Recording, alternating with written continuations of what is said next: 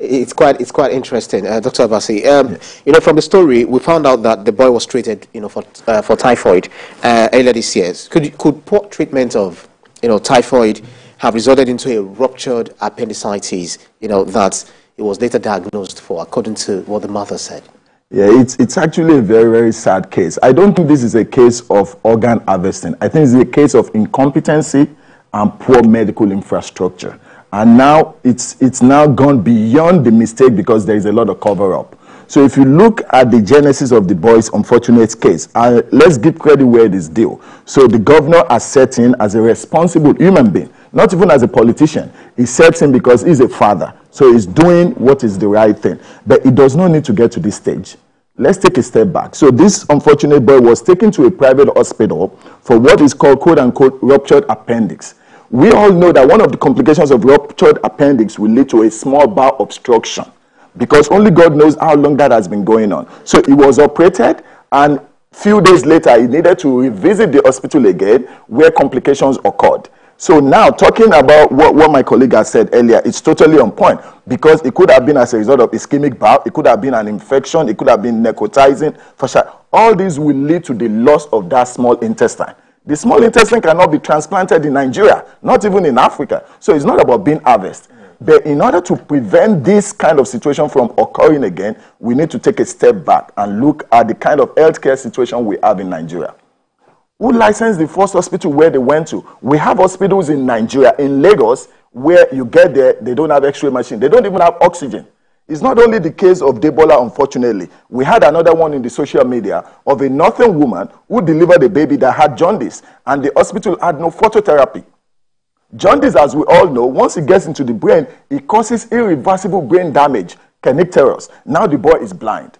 The governor cannot be going in and stepping in every time. So we need a board. We need accountability. The medical community should be the one championing this because there are so many places where they've dropped the ball.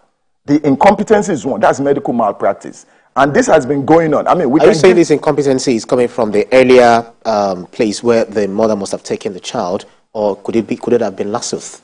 Absolutely, they all now because they've been back and forth. Lasut said, you know, not claiming responsibility. The other is also pushing, you know, just blame game, you know, between the two medical facilities. Yeah, so there is a big cover-up. There is a big lack of transparency because on arrival to Lasut, if Lasut had done the needful, which is what we do abroad, you come in before pre-op, you do all your investigative studies, they would have done what my colleague advocated. Have the family members, give them the information that, look, Adebola is here, we don't know where he's been, this is the situation we have. So there would not be cover-up, or there would not even be the perception.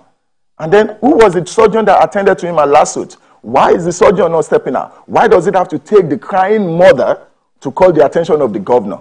But again, we're just dealing with the symptoms. Let's look at the whole healthcare, the lack of infrastructure, the training of our medical doctors. Have we had any curriculum change in so many decades? No. And so we're sending our doctors out there. It's like we're sending them to the battlefield, and we're not giving them all the tools they need. There's got to be transparency and accountability. Yeah, it shows that there's a lot that we really need to, you know, uncover in this, unravel really in this, you know, this particular episode of this gentleman. But we need to take a break and be back. We'll have much more conversation with the doctors that I have in the studio with me. Do stay with us.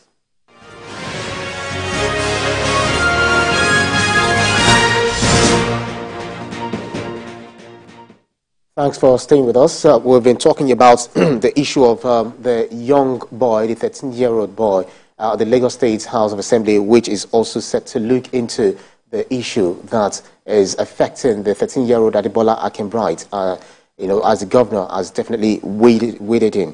I've been speaking to public health consultant Tuyi Mebawodu, as well as Dr. Rasheed Abbasi, who have been trying to make sense of this knotty issue that Nigerians have finding very, very, you know, mysterious because a lack of understanding. But you said something before we went on break. You said that the intestine cannot be harvested.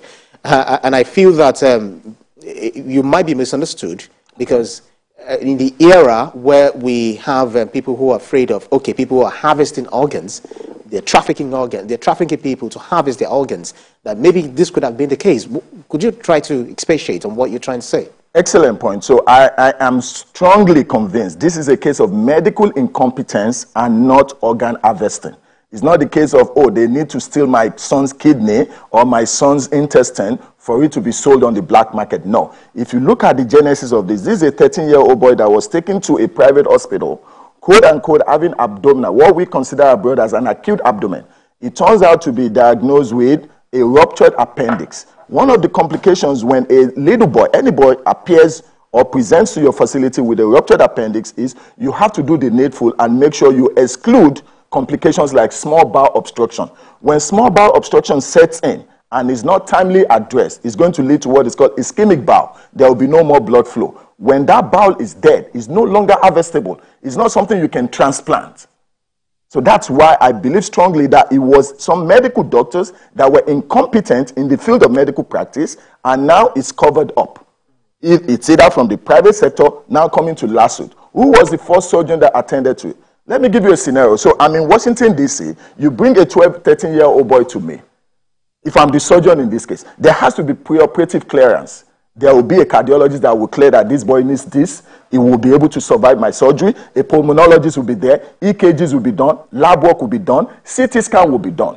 All these are things that the infrastructure provides. And that allows me to know that, oh, wow, is this going to be a 2-hour surgery, 4-hour surgery? Do I need backup? Do I need to call other consultants because of possible complications? Doctors are human beings. They're not angels. We know, so we should be able to accommodate for that. But in this case, none of this was absolutely done.